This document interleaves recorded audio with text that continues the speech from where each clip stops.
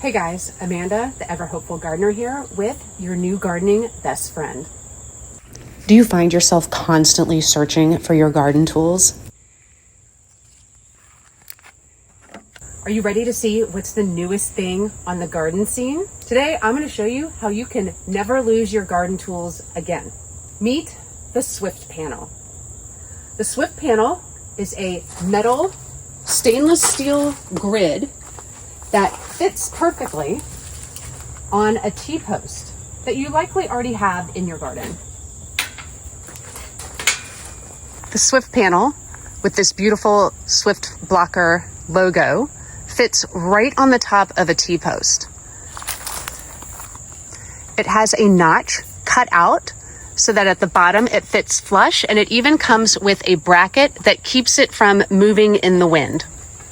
Once you have your Swift panel installed on a T-post, you can use any standard pegboard attachments to fully customize your Swift panel.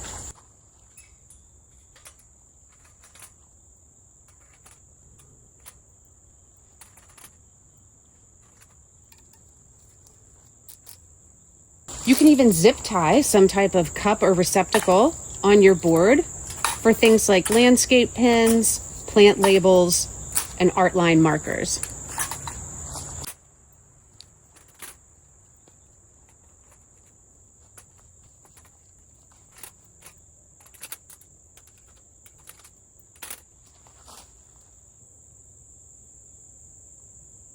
And the great thing is, if you don't like where you put something, it is easily changeable, and you can order the type of pegboard attachments that work best for the types of tools that you want to be storing.